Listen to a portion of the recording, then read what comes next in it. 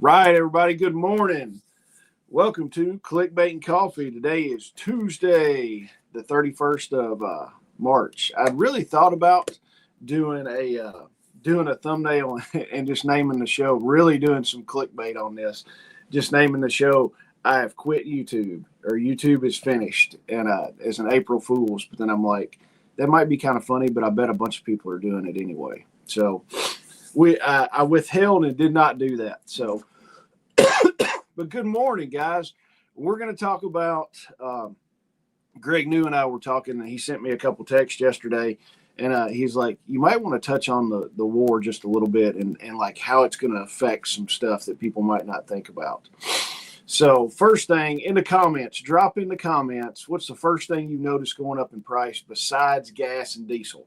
So drop a comment in there. I would like to know that. But Danny was the first one in here this morning. Good morning, Danny. And Greg Skeens was number 2. And Cindy was number 3. And Cindy wants to know what game camera you would recommend for a property that, let's see. Come on. For a property that uses cell towers, not Wi-Fi. Cindy, there's a bunch of different ones. Cabela's has got a bunch that will do cellular data plans.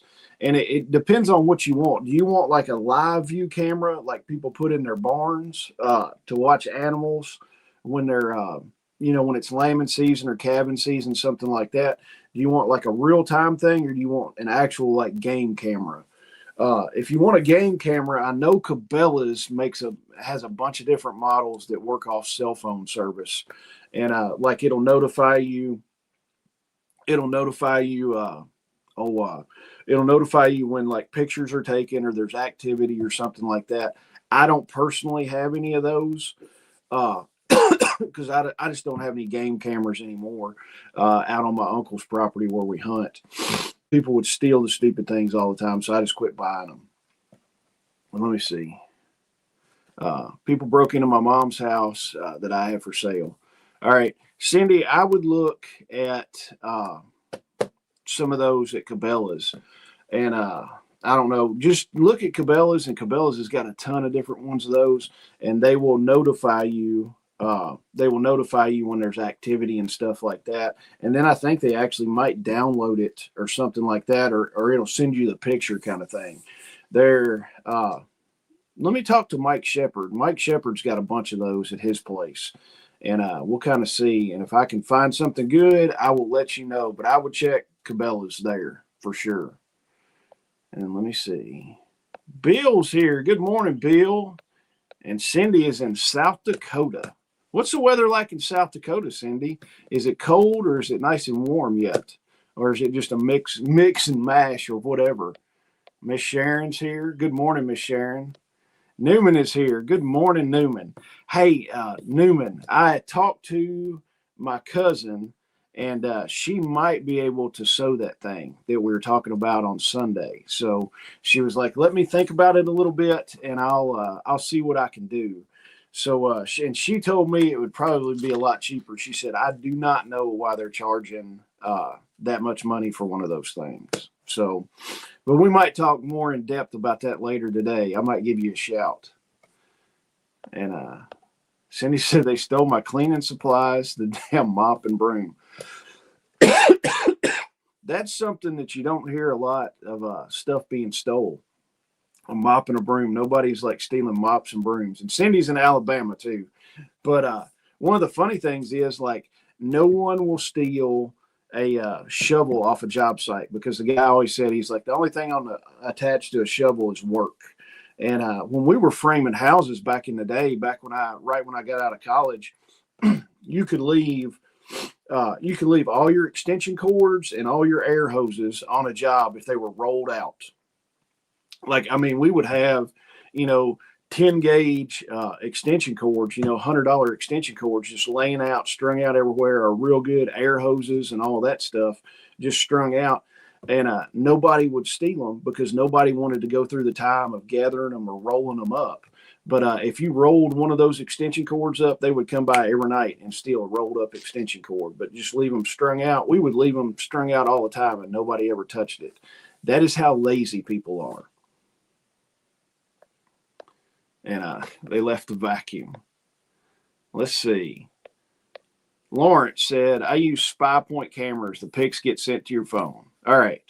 I trust Lawrence and what he's talking about. Lawrence and I are buddies. And so I would check out, Cindy, the spy point cameras. So we've got, I forgot what cameras we've got here. They're not the Rings, but there's some other brand.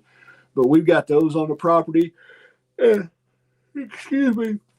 They send alerts to your phone or your laptop or your tablet or whatever, and they work good, and the battery life is amazing on those things. I think we might change them every 6 or 7 months, something like that. But I use the Pale Blue Earth rechargeable batteries, and they work great. I either use a Pale Blue Earth or the Panasonic brand. I forgot what brand those are, but Panasonic In Loop. I either use the In Loop or the Pale Blue Earth, and I'm switching over to Pale Blue Earth just because the Pale Blue Earths are the micro USB rechargeable, and you can charge those off like a small, like, let me see, you can charge them off like a small little battery bank like that, to where the In Loops you have to have 120 volts to charge the In Loops. So I'm switching everything over to Pale Blue Earth. That's what I carry in my little bag that's got all kinds of goodies in the truck if I ever need anything. But look at the spy point. Cindy says, rain for a few days, then snow on Friday. Ooh, that's not very fun. I don't miss the snow. Cindy, I hope we are out of snow for the year, but I think we might have one more cold snap here in March. You never really know with Kentucky, though. So let me see. Yes, Miss Sharon, thank you for putting a link up for the website. I'm a little like coffee and everything. Yesterday I got done early, and we didn't have our ball game until, I don't think our ball game was till 7 or 7:30 last night. And I was like, I've got time. I was like, I'm going to run and bush hog for a little while. And bush hogging does it to me every time. We got the neighbor's field that is across the property, and we're running our sheep and everything on it. And it has got broom sage, horrible broom sage. I'm trying to get rid of that crap. So I was like, and the broom sage gets, 2 feet tall, something like that, and it just turns brown, and nothing will eat it whatsoever. So what I'm trying to do is get the broom sage out of there. So my plan on it is go down there and clip the whole field nice and low. And once you get the field clipped and everything, there's all kinds of nice, lush, good-looking grass. There's fescue and clover, all these different types of vegetation in there. But they can't grow anything. They can't grow because all that broom sage is blocking out the sunlight. So my plan is I'm going to go clip that field, and hopefully, I think we've got rain forecast for Wednesday or Thursday, and then some this weekend. So if I can get the broom sage clipped down real good and get some sunlight on the clover and the grasses in there and get some rain on it, hopefully it'll outcompete that broom sage, and then I can get the animals in there just to keep everything clipped down nice. So we'll see, but all that congestion and all that crap is coming out, and but I've still got more to do. So I've got today, after the live, I've got an appointment at 10 o'clock that'll last about an hour or two. And then after that, I'm going to come home and bush hog and see. I'm going to take the day. I've got some orders to throw out and some other stuff to do. But I was like, I'm going to sit on the bush hog and get this field bush hogged. And I've got like 2 spots of fence to fix on that side. And then on a Saturday was pretty much all fixing fence day.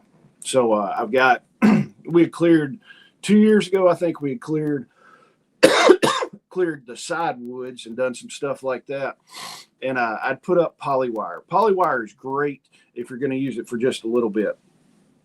But the bad thing about the polywire is it's only got like 2 or 3 little pieces of electric strand in there, and the rest is this plastic wire. And the sheep, I mean, if there was good looking grass on the other side, the sheep would just walk through no matter how hot that charger was. And the stuff would break. I mean, if you looked at it wrong, it would break. And after about 6 months, that stuff would finally just get crumbly.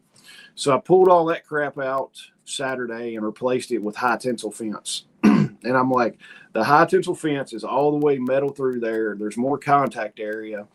And, you don't have to have a super, super hot charger on that. So I've got all new high tensile in that area. And the sheep are out there, and I let them out. And, man, they are tearing. There's clover everywhere in that field because we did we put round bales out that year.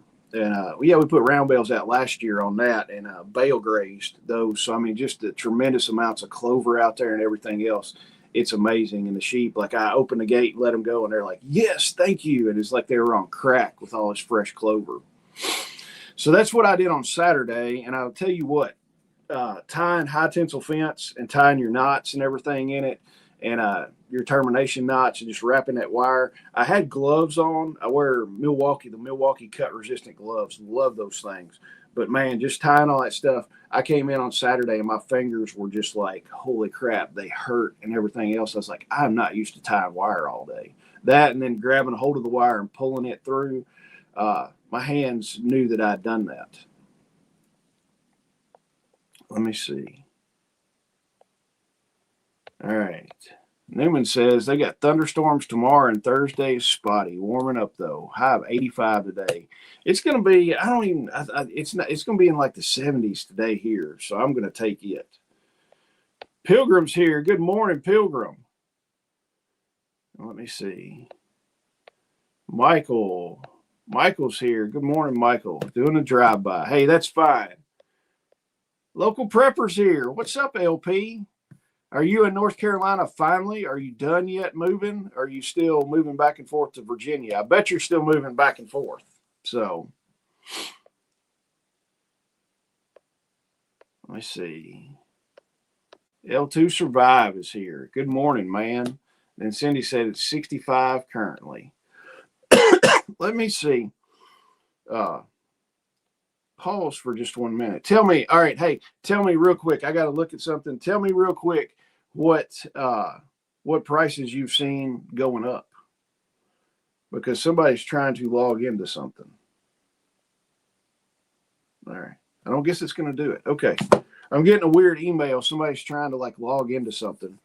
But hey, tell me what prices you've seen go up besides gasoline and diesel since all this stuff is kicked off with Iran and everything. I know we're like, I don't know. I don't want to be like we're a day late and a dollar short, but I've kind of not talked about Iran. Probably not going to talk about it much more after this, honestly. But I wanted people. I'm getting something. All right. We're going to have to figure this out. All right. Somebody is trying to sign into my Google account. I keep getting an email on my iPad that somebody's trying to sign into my Google account. I don't know what's going on. But yeah, look at some of the stuff. We're probably not going to cover the war. I don't like covering like major news stuff because, people just regurgitate it all the time. You got talking heads. It's just not my jam on stuff. But we're going to talk about some of the implications of that and how it's not going to hit you like what we thought. So stick what's in there and what you've seen go up in price besides gas and diesel, because we know that already went up. That and kerosene and I don't know. I hadn't got any propane yet this year, so propane will probably go up. Frank, good morning. Just taking a break and checking in. My catfish lines here in Northwest Florida. That sounds fun, out catfishing on the lines. Miss Sharon says coffee has doubled. She said not since Iran, though. But, yeah, I mean, everything's going up. Cindy says she hadn't noticed anything yet. And Michael says spring and farm equipment popping up through the snow. yeah. Oh, yeah. Everything's thawing out and you can finally see all your farm equipment and all that stuff. That's funny. It's like Andy from Andy's Little Homestead. I talked to him when he came down to one of the festivals, I was talking to him about being in Michigan and everything. He goes, one thing that you learn in Michigan is if you don't get it picked up before the snow happens, he's like, you're not going to find it till spring. Like if you leave something out, he's like, it's buried till springtime and you'll find it in the springtime. And I'm like, dude, that would suck because I leave stuff laying around everywhere. It's like, oh, where did this go? And then I can go out there and find it. But man, I wouldn't have half my tools during the wintertime if I lived in Michigan. So, hey, also check out on the YouTube channel. We have been through, I've been going through and editing the videos. I've been editing videos from the last festival, and we're going to post those. Those are going to come out on Tuesdays, they're going to come out on Mondays and Thursdays is when those will come out. I've got one up right now, was Jeff and his wife with Buffalo Spirit Farm. They did a presentation on herbal medicine and remedies that you can do on your homestead. So their talk is up on the YouTube channel now. So go check it out. And then Thursday coming out Thursday is Brian and Susan with S&B Homestead Radio. Their presentation will be coming out on Thursday. So be looking for those on Mondays and Thursdays. These are last year's festival presentations and workshops. They're going to be posted on my channel and Shelly's channel also. So it's just like, hey, it's going to hype the festival up a little bit. And then also, if you don't have your festival tickets, get your festival tickets. If you know you're coming, buy your tickets. It's going to be an amazing weekend. We've got tons of workshops, tons of great speakers that are going to be there. It's going to be an awesome weekend. So Forrest made it in here. Hey guys, do me a favor, and I'm not going to air it out too much, but Forrest texted me yesterday.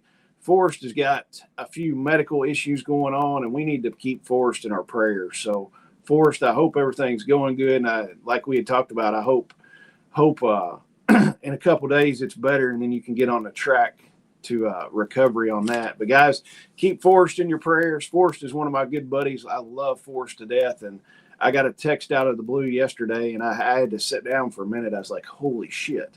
So, Forrest, we're thinking about you. I told Shelly, so Shelly knows about it, and I know Shelly will be throwing some prayers up for you. So, but I'm glad you made it in and that you're in the land of the living. Let's see. Frank said, a friend of mine that works at Walmart, who's a department manager, said, if you need anything, get it now. Yeah.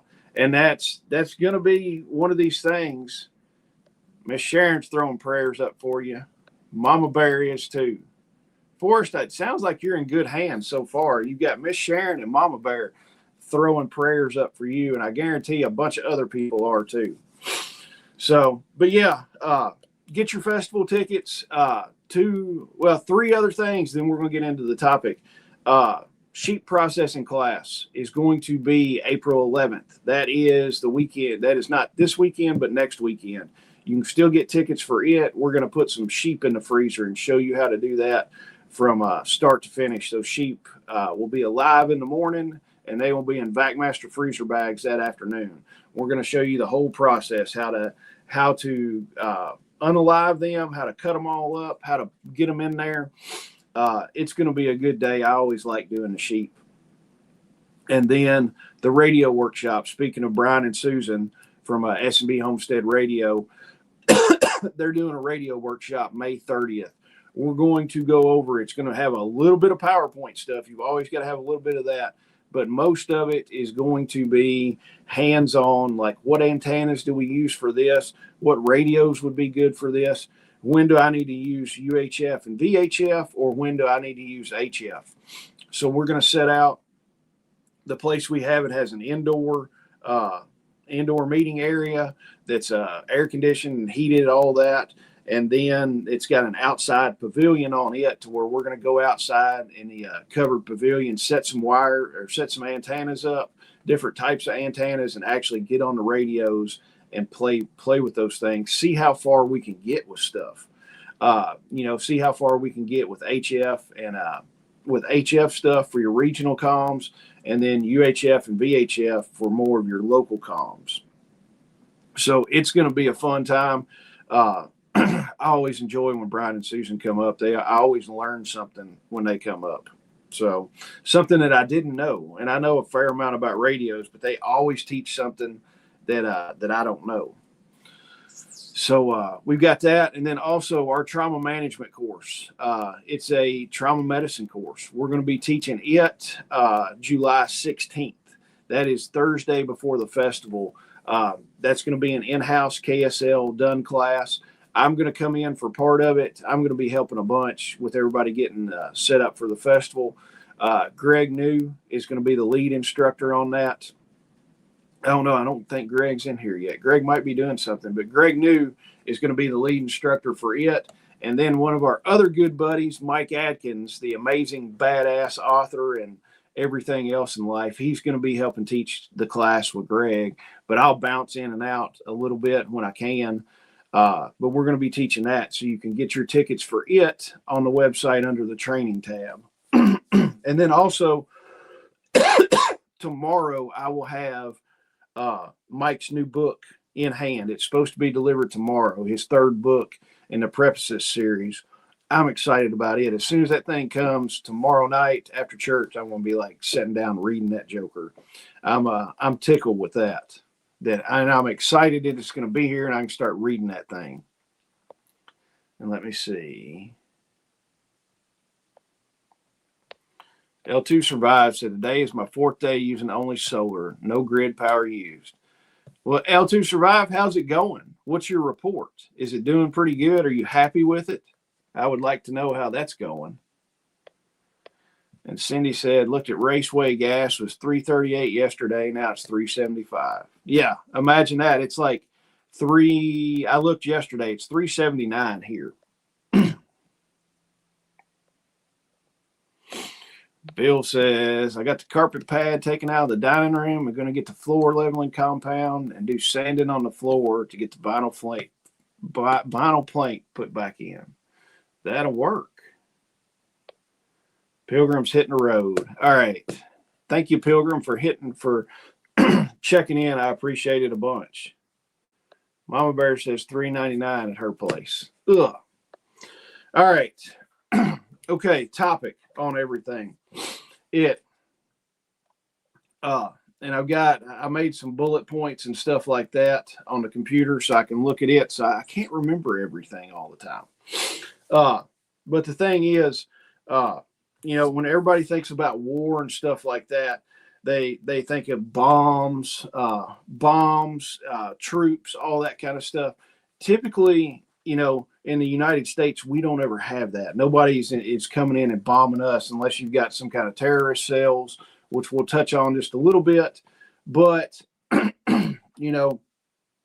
everybody's watching what's going on in Iran and all that stuff. And kind of the truth on it is you're not going to feel it in the way you think you're going to. We've already seen gas and diesel prices go up. We're going to see a lot of other prices go up too if the strait keeps on going. If the Strait of Hormuz is closed, because oil is so ingrained in our lives with making all kinds of stuff. I mean, you're talking about not just gasoline and diesel, you're talking kerosene, you're talking propane supplies, natural gas supplies.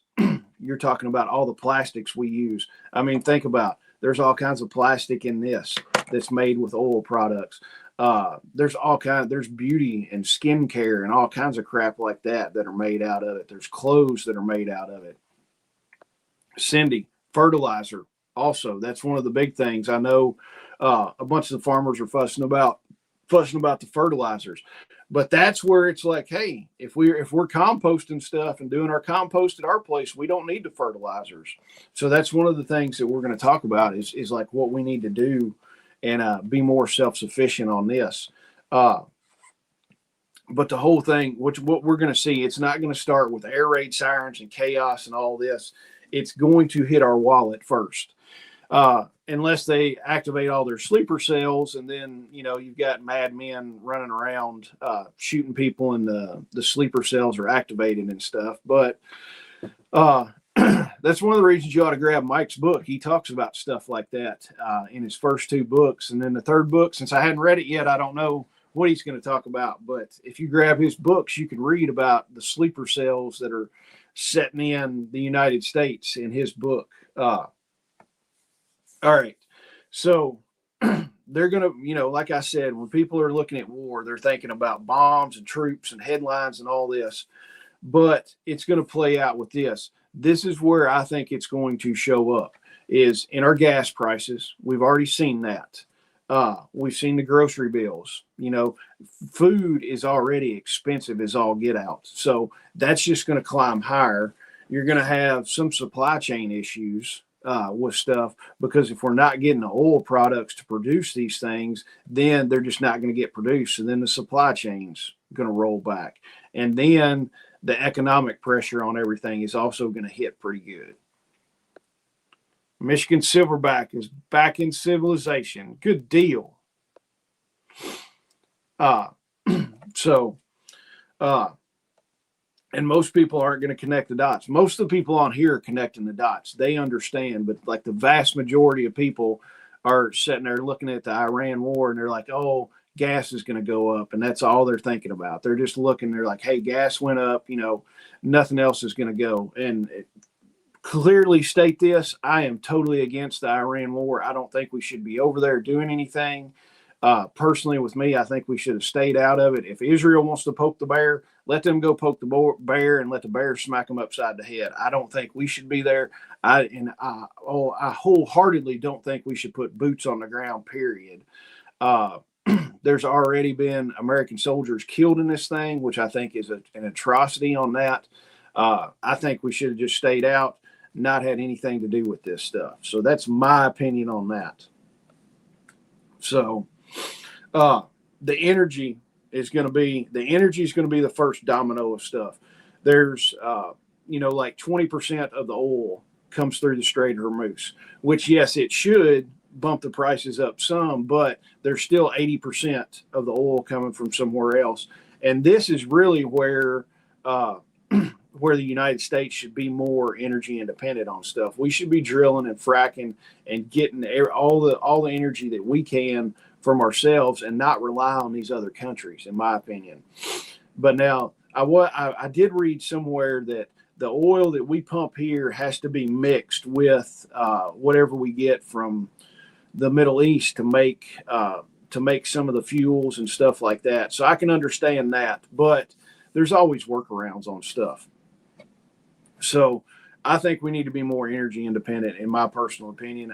We've got my whole personal opinion too on oil is it was not made from dead dinosaurs millions of years ago, that oil is a replenishing commodity.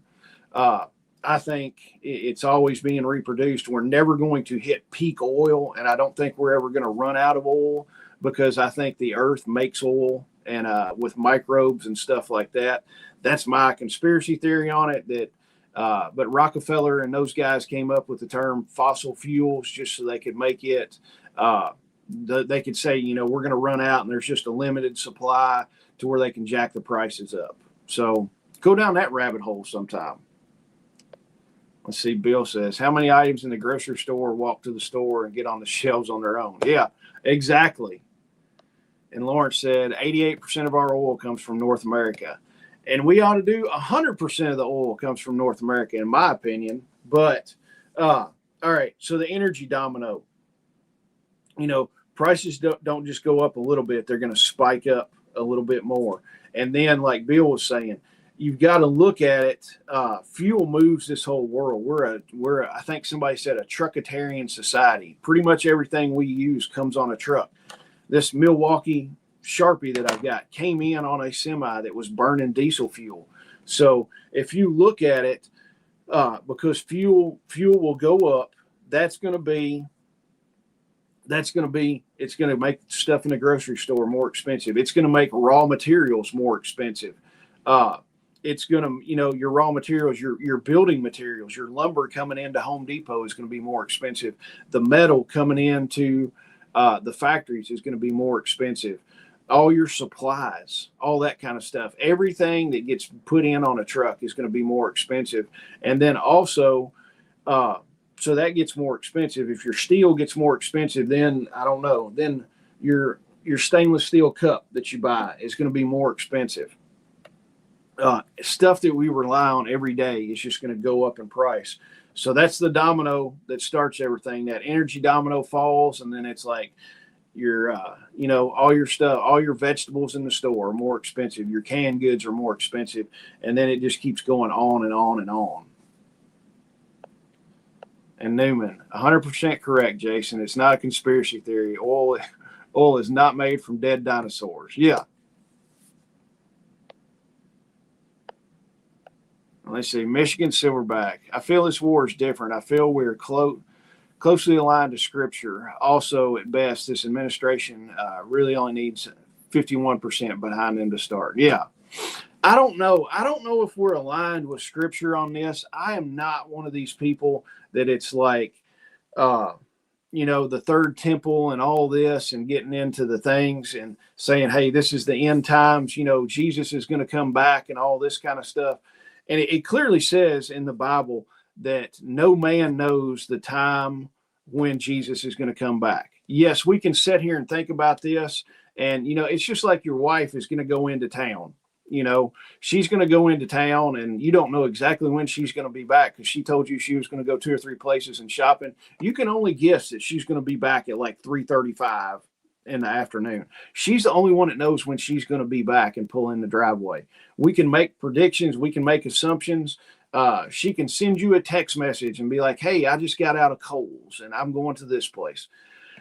I don't think as far as scripturally and stuff, I don't look at it. I'm not going to try and say, hey, Jesus is coming back next Tuesday at 12:02 p.m.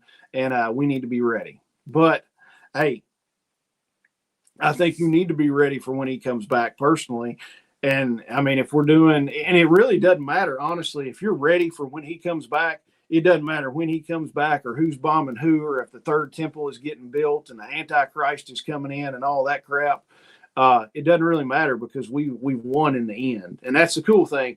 We know how the story goes. So no matter what happens, we win in the end. And no matter how much you get persecuted and beat down and all this stuff, we win on that. And let me see.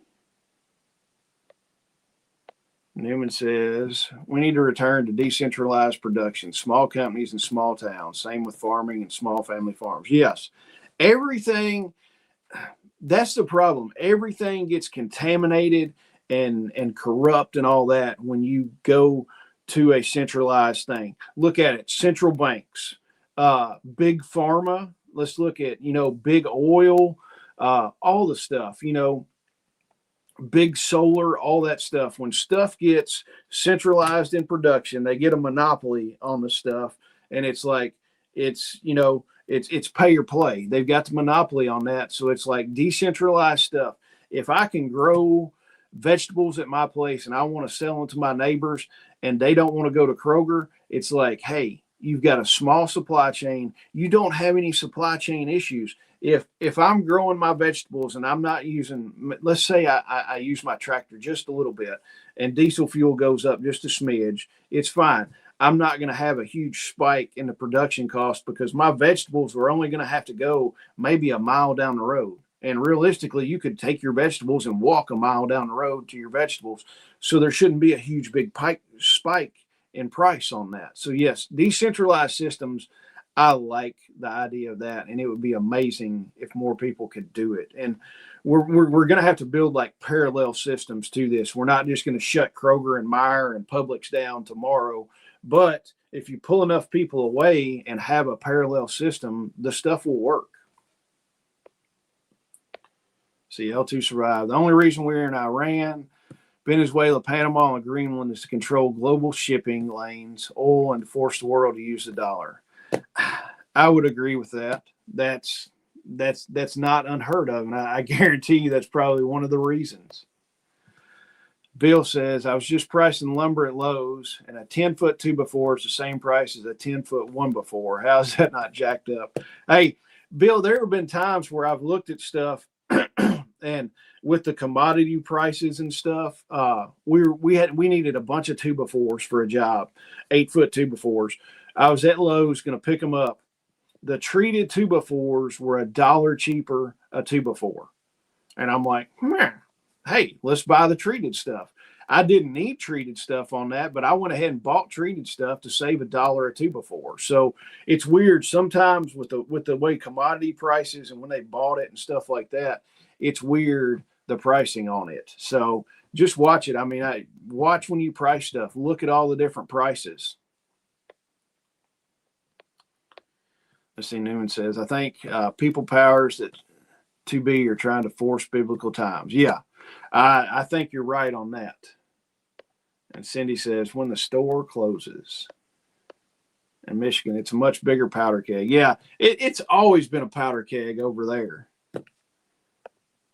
Swackham is here. Good morning, man. L2 survive. You cannot predict when your wife will be home, but you can predict that she bought a new pair of shoes. Yes, probably so. But L2 survive, you can go and buy a new gun today, or you can buy a set of thermals, or you can buy a thermal scope if you want to for your rifle. So, L2 survive, you have my permission. Just tell your wife that the guy on the internet said you could buy a new gun or some thermals. So, and if you get in too much trouble, just have her email me, and I'll tell her, like, hey, he had permission to do it.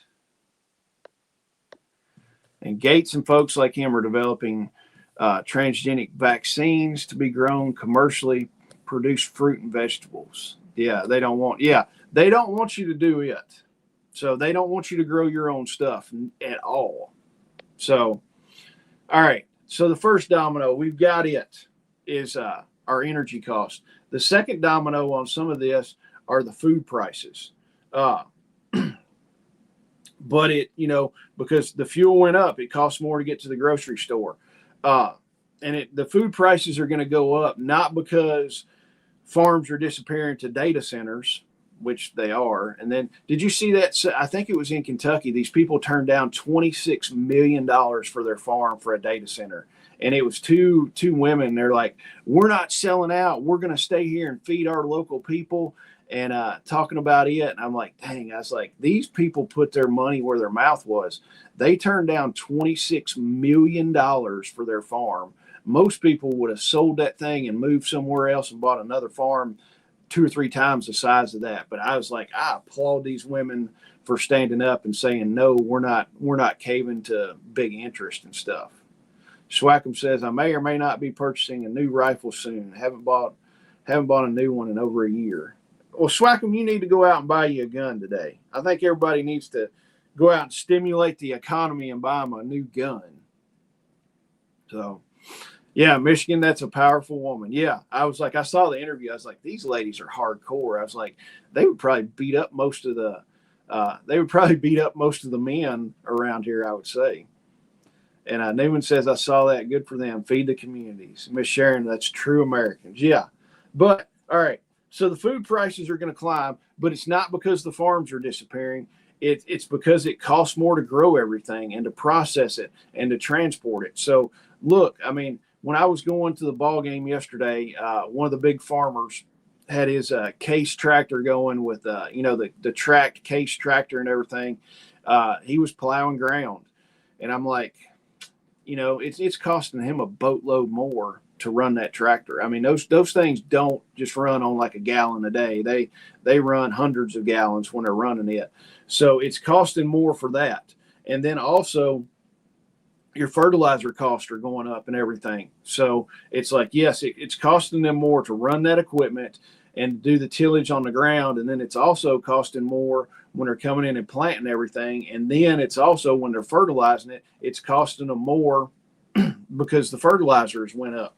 So it just keeps adding on and adding on. And then also once it's harvest time, when they're running the grain trucks, it's costing more in those grain trucks to do stuff. So you've got to look at it that way. And, it just gets passed straight on to you. And then what you might see on the back end as far as the food supply stuff is, well, of course, you're going to have higher prices. And then on the back end, you're going to have less consistency on it. because, they might not have, some people might not have the money to go out and do that stuff. They're like, hey, the bank might not loan them money. It's like, hey, the banker's like, yes, we would like to give you a loan for your fuel and stuff like that, but it's like, you're not going to show a profit this year. We're not going to. So some of the vegetables and crops might not get harvested. So then you're going to have inconsistencies on that. And then after all that, it's going to be another strain on your budget. Those vegetables just went up $1 or $2. Beef went up another $2 a pound, something like that. And it's going to strain everybody's budget. Let's see. Swackham said a Ruger Scout in 308. My brother bought one of those and he likes it. He actually put a suppressor on his and we shot that thing. They are a good little rifle. I like it. It'd make a good truck gun. I know that. And Jensen family, when you produce your own, electric prices go up and it doesn't matter much. Gas and propane are another story. Yeah, exactly. I mean, if you're sitting there on solar panels, you're doing pretty good. And Mama Bear says Newman has it exactly right. Let me see. Michigan Silverback. I would like to know if either were descendants of John Curd. I don't know. You'll have to look up. Man, I tell you, you can probably jump on the interwebs and look up and see who those women were and find out. I guarantee it was making national news. And Newman, return to no-till farming and permaculture methods. Stop disturbing the fungal and bacterial network in the soil. Yeah, and it is. And doing all the permaculture and the no-till stuff, I was down and spent a few minutes Saturday in the food forest cleaning up some stuff. And I was just looking around and I pulled some of the wood chips back and everything and looked. And when I was digging comfrey, a few days ago, I would dig the comfrey and just the fungal and the mycelial layer. I'm not saying that right, probably, but you could see all that in there, and you would dig a thing of comfrey up, and there were just like in a handful, like that I could hold in my two hands, there were like 6 or 7 worms in that. And it's just like, holy cow, this stuff is nice. And you're getting that nice crumb structure in the soil and everything. It's amazing what some of the permaculture stuff can do. And I have never put any fertilizer, any chemicals, anything down there in that food forest, and everything is just banging out. The strawberries, if we don't have a cold snap, we're going to have just banging out strawberries. There are thousands of blooms down there on those strawberry plants. And I'm just like, holy cow, it's amazing. And that's the permaculture stuff. Cut Me Farmers here. Good morning, man. And L2 Survive says, establish a position and improve on it daily. Also, but toilet paper now. People will be people. Got to go. The wife's calling. All right, L2 Survive. Thanks for jumping in. I appreciate it. All right. So we're going to get like a slow supply squeeze on stuff. It's not going to be, this instant collapse. It's not going to be, we're going to walk into Walmart tomorrow and everything's going to be wiped off. It's going to be just inconsistencies on stuff. Things are going to take longer to get here because of shipping and stuff like that. We can't buy certain things because, we can't buy maybe stuff like this, like a water filter, that's got plastic in it that's made from oil. Stuff like that's going to disappear. If oil gets so super stupid high, some of these people are going to be like, hey, we can't afford to make this product. Or if we're going to make this product, it's going to be twice what it is now. So you're going to have inconsistencies and stuff. Things are going to take longer to get to market. Certain items are going to disappear. Some of these people, the guys that make the pure bag water filters, they might be like, hey, it's gotten too expensive for us to make these things. We're going to have what we've got in inventory right now. And once prices go back down, then we're going to start doing it again. It's going to be, we might not make it for a while. And that'll go with like a lot of stuff, heck, I've got a case knife sitting here, they might be like, hey, the prices are getting too high. We're just going to cut back on production for a while. And then that creates a whole nother chain. The guys at the case plant are like, hey, we're going to have to lay you off for a while. And then these guys aren't bringing in a paycheck. And plus prices are going up. they're like, heck, we're going to have to get unemployment or do something like that. They might lose their house and stuff like that if they can't get enough for unemployment. And then they're going to get foreclosed on the house, and then you're going to have a banking crisis. So, I mean, all these dominoes can just fall just because we're over there bombing some country that we really don't have any interest in going over there and bombing personally. Prices will jump up unexpectedly. So, we've seen that with gas and diesel right now, but tomorrow, the next time you buy Sharpie markers, the Sharpie markers might be twice as much when you go in to get those. Any kind of production stuff. I mean, heck, your stainless steel cup, when you go buy a new one of those, I've had that one for years. It might be more expensive. Heck, if you go buy new medical equipment, this is a North American Rescue trauma bandage. This is in plastic that is made from petroleum products. These things might double overnight, or heck, you might not even be able to get those things. So that's one of the things. Buy some of that stuff now before it comes out of stock or super hard to get or twice as much. Right now, prices have not went up on medical equipment. I know that because the thing is, we've got stuff in stock. The newest stuff, if we buy new stuff, we might have a price increase. I've not checked on the prices, but it could be a price increase. But the stuff we've got now is the price that we paid before all this. So the prices have not went up on that. And Newman says, that is beautiful. Cannot buy soil that quality. It must be nurtured and grown. Yes, it's got to be nurtured and grown, and it takes a minute to get that. Bill says, who are those practicing going to work for a big farm enough to supply Walmart with the food and prices people are willing to pay? Yeah. Miss Sharon, the goal was to skip Walmart completely. Hey, I would love to skip Walmart. I very rarely go to Walmart. Let's see. Swackham, Lindsey Graham vacationing during the government shutdown rather than working to resolve the issues. That's how much they care. Yeah, exactly. Most of those guys, I mean, honest to goodness, Rand Paul and Thomas Massey are the only two guys in government that I would actually trust just a little bit. I'm trying to get Thomas Massey to come to the festival and speak. I'm emailing back and forth with his handler or his manager or whatever. We've been emailing back and forth, and I'm waiting to see. Thomas Massey talks some really good stuff, and I like Thomas Massey. But we're trying to get him to come to the festival. I don't know if it's going to work out, but we'll see. But yeah, going on vacation and doing all this stuff, we've got problems here. It's like you need to be busting your ass and not sitting on the beach or sitting in Martha's Vineyard or wherever.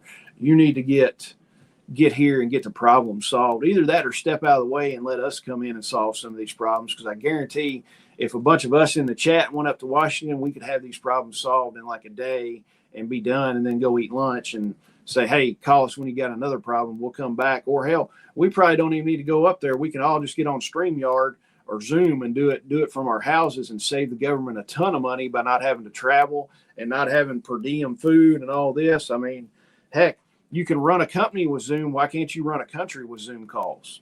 I mean, it was good enough during COVID for all the kids to go to school on their laptops and their Chromebooks and stuff, but it's not good enough for the government to sit there on a laptop. We've got to go up there and rub elbows and eat $1,000 meals and all that crap that the lobbies are going to pay for, but not good enough for that. Let me see. And Jensen said, even in 2020, not everything was missing off the shelves, but remember the toilet paper. Yeah. Let's see. Cuck B, my dad bought a few bags of 19 for his yard. Price went up $2 from last year for 50 pounds. And that's $80 a ton. Yeah. I was going to look. I'm thinking about liming the neighbor's field, and I've got to call and see what bulk lime is at now. It's going to be relatively cheap, just because it's relatively cheap here in Kentucky, just because we got so much limestone and there's a rock quarry like 5 miles down the road. I'm thinking about liming that field to help everything out. Miss Sharon says, I might go to Walmart twice a year. One of those is for my aunt. I despise the place. I despise the place too. I absolutely hate it. There's only like a couple things that I will do. I wanted a little sharpening puck the other day before the pig class. And I ran into Walmart, and Walmart actually had one of those sharpening pucks. So I grabbed it and grabbed a couple other things, some spices for the sausage. But that's the first time I've been in Walmart in a long time. Swackham said, meeting Thomas Massey would be cool. Flimsy G needs to go. Yeah. Lindsay, what they used to call him, Lindsay Gramnesty, because he wanted to give amnesty for everybody. Massey's money bomb is happening now. If anyone would like to contribute to his reelection, 347,000 raised in 24 hours. The goal is 350. Yeah. Massey, I think Massey's a good guy. I hopefully he can wind up coming to the festival. All right. Now, one of the big real threats, and before we start, let's see what Newman said. Walmart makes my skin crawl. It's the aesthetics of everything I believe in and stand for. Yeah. I don't know. I think the problem with me going to Walmart is I don't have nice enough pajama pants to wear there. So I don't have like real cool pajama pants to wear. I always feel like overdressed.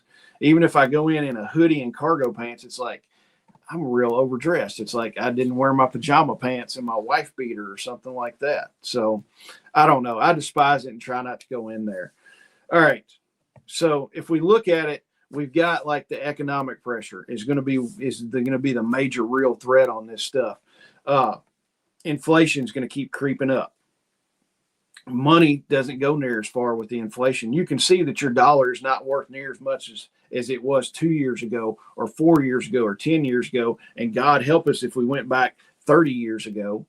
So your stress is going to increase. People are going to fuss about stuff. It's going to be, husband and wives are fussing, well, I went to the grocery store and it was $300 to do all this. And it's like, ooh, it's putting a squeeze on everything. And then, Case, and I'm using Case as an example. The guy works at Case. They're like, hey, they've cut our hours back. We're not going to be having near as much money.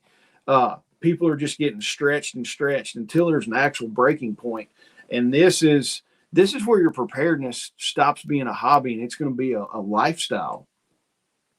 So I've got like 5 things that we need to start doing. Mostly people are already doing these things. The people in this chat are doing these things. I would hope so.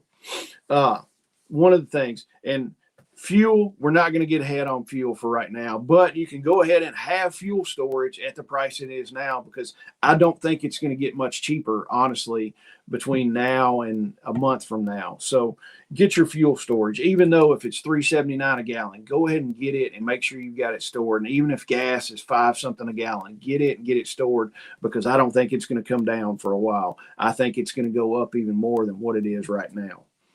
So your fuel habits on that. Always keep like half a tank of fuel. Keep your truck on full as much as you can. Have the extra stuff here. I mean, heck, think about it. It's going to cost you more money to mow your yard. It's costing me more money to bush hog that field than it did a couple months ago. So just keep that up and look. Change your fuel habits. If you don't have to drive somewhere, don't drive. Do all your appointments in one thing. Don't run to Walmart in your pajama pants and your wife beater and do that, and then come back home and be like, oh crap, I forgot what I needed to get at Target, and then drive back into town. Make a list and do all that stuff. So another thing, build your food buffer on that. Not crazy stuff, but just stacking consistently. Because if you know that can of green beans that you eat all the time is going to go up in price, go ahead and let's buy a flat of those things. If you know you're going to eat it, go ahead and buy it. If you've got the financial means, just keep going with it and just keep stocking stuff, because that's going to be saving you money in the long run. Think about it. If that flat of green beans cost you $12, and then in a month it's going to cost you $14, you've saved $2, and it's not cost you any more money to have that thing sitting on your shelf. So start building that food buffer. Lock in your water on stuff. Water is the most important thing. We can go 3 days without water. Uh, so always have your backup water ready to go. Have the backup. I start with the water. I've got cases of water down here in the basement that we can drink on that. I've got water filters if we need to do that. And then I've got rain catchment systems that are deployed right now on the shop. And I can deploy them on the house in, a matter of hours if I need to. My wife doesn't want IBC totes sitting on, all corners of the house and that stuff. So I made concessions with her. I will just put it on the shop for now. But lock in your water. There are 55-gallon drums that are stored in strategic places in the house, in the shop, stuff like that, to where if it's wintertime, they're not frozen. So you got to think about that. Tighten up the finances. Cut some of the fluff, cut out. I probably won't have 7 brew on Friday. We're cutting some of that stuff out. Just cut that stuff, the fluff out and everything, because stuff is going to get tighter. Honestly, I would rather go and buy some different stuff at the grocery as opposed to having that 7 brew on Friday morning. It's like, let's shift our priorities. That extra food storage and stuff like that is going to go way better than having your 7 brew. And then so just tighten your finances up. If you don't need it, don't buy it, kind of thing. If you know you're going to use it, go ahead and buy that thing. We don't need that new 90-inch TV and everything. Your 75-inch TV that you've got is plenty. You don't need to go buy the new 98-inch. Save that money and buy something that's going to be useful. Come to a training class instead of buying that new TV. That new TV is not going to show you how to do anything, but coming to a training class is going to give you immense skills. And that's the last one, is build real skills. Build the skills, learn the skills, and then that lets you build the systems to help you survive any of the stuff that's coming down the pipe. It's like, hey, I know how to do this. I know how to butcher animals, So now with us raising animals, I know how to butcher it and I know how to put it in the freezer, and I don't have to wait when I call the processor and they tell me it's going to be a year and a half before they can get me in. All I've got to do is go down there and get the animal, and I know how to do the stuff. So I just need a set of knives and something to hang that animal with, and a bone saw and maybe a grinder, and shoot, I'm ready to go with that. So build the skills. Also building the skills, medical skills on stuff. Knowing how to do that, knowing how to treat wounds and stuff like that, how to keep somebody alive until EMS shows up. If EMS is even going to come, or if it's going to be a longer response time on that, you've got the skills to know how to take care of that person until EMS gets there. Or if it's something small, it's like, hey, I know how to fix this. I can do this. We don't need to go to the doctor and pay that copay and that doctor bill. We can keep that money in our pockets to buy other stuff. Knowing how to look at a wound and seeing if it needs higher level of care, or if you can take care of it at your house. Also the comms, radio stuff. Come to the radio class. Know how to do off-grid communications, to where if, boom, the power's out and the cell phone towers are down and all that, and the interwebs are down, we can still communicate with our people. So it's a ripple effect. It's not just going to be, hey, we're buying, we're paying more for gas and diesel. It's like, we're going to be paying more for a lot of stuff. And that ripple in that pool just keeps going. And there's all kinds of other stuff that's going to happen just besides higher gas prices and diesel prices. So let's see. Let me roll back through here. And, oh yeah. Miss Sharon said, Lindsey Gramnesty was raised 9 miles from me. He's exactly what you think he is. Swackham. If he doesn't cave to the swamp and gets elected, Brandon Herrera would be awesome. Yeah, he would be pretty cool to have. Cindy said no bonnet. Forrest says you can class up a Walmart shopping outfit with a silk bonnet. Forrest, when you get better, come up here and we'll go to Walmart with silk bonnets. Swackham said, I'm getting married in August. Kind of nervous about the rising prices But we're going to do what we can to save money, plan, and trust God. Hey, that's the only thing you can do. Plan and trust God. I mean, it'll all work out, and stuff is going to happen the way it's supposed to happen. I mean, yes, we can do some stuff to change it, but it's all going to work out in the end, and it's God's plan on getting that stuff. Whatever happens is in His plan. It's in His arms. I mean, we can do some stuff to change a smidge of it, but we're not going to change all of it. And Swackham, I will tell you this: the first time I got married was a big wedding. It was a huge, up-to-do, thousands of dollars spent on it and everything, which was cool. When I got remarried, we got married at my wife's parents' house in her living room, and the judge that we knew actually married us, and we did that. There was just a few people there. My mother-in-law fixed a massive standing rib roast for dinner, and we all sat at my in-laws' house and had standing rib roast dinner, and literally that wedding cost nothing other than the gas to drive down to my in-laws' house in Tennessee.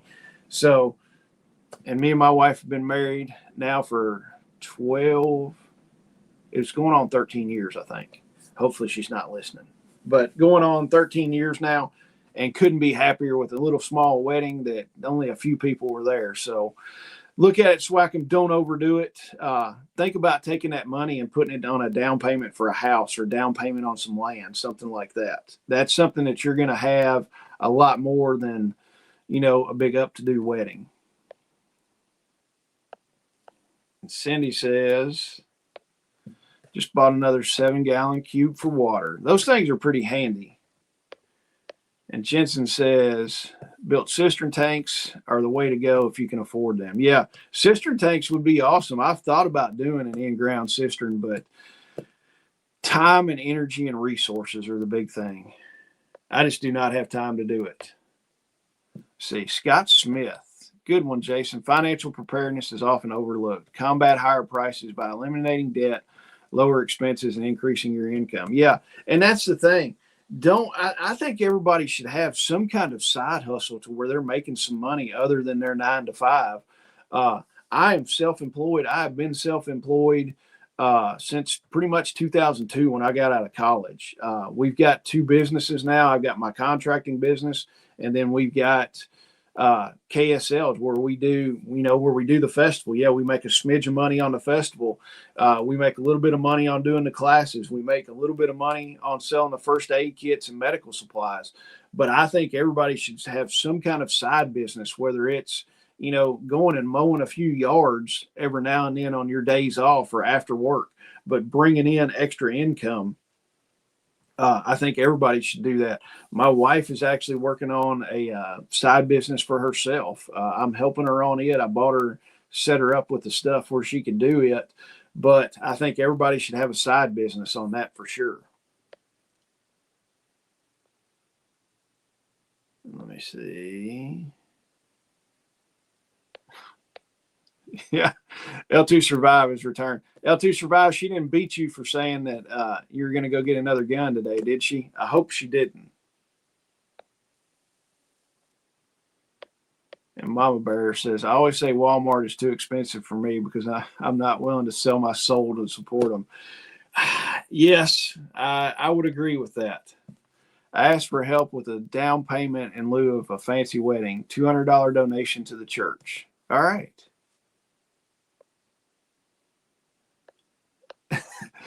Michigan Silverback said, Swackham, don't get married. It's overrated. 32 years. Let me see. Josh said, just paid off our last debt we have except for the house debt and had to sell a new 4Runner to do it. But had to do it. $30K in 2 years gone. Josh, that's amazing. Good job on that, man.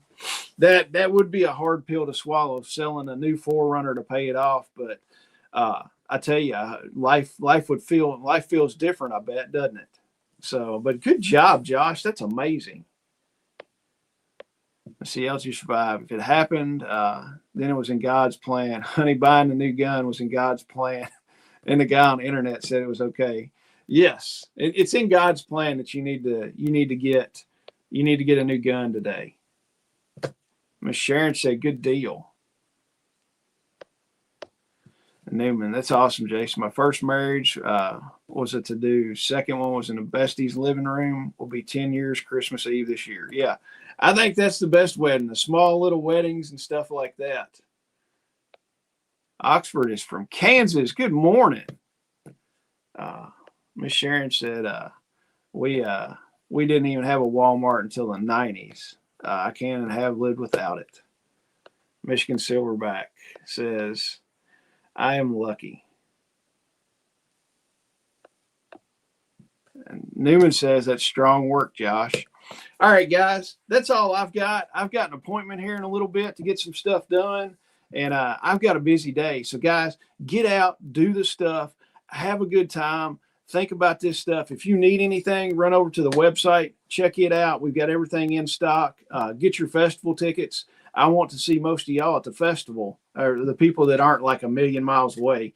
I hope y'all get to the festival. But, guys, I appreciate it a bunch. Don't forget to hit the like button on the way out and leave a comment and go over and watch the festival video that is posted on herbal medicine from last year's festival. But if you need anything, shoot me an email, guys. Y'all are amazing, and I will see y'all. Shelly and I will be on here Wednesday night with something awesome and amazing to talk about. So, guys, have a good day. Get out there and do the stuff, and I will see y'all Wednesday night. Have a good day. Bye.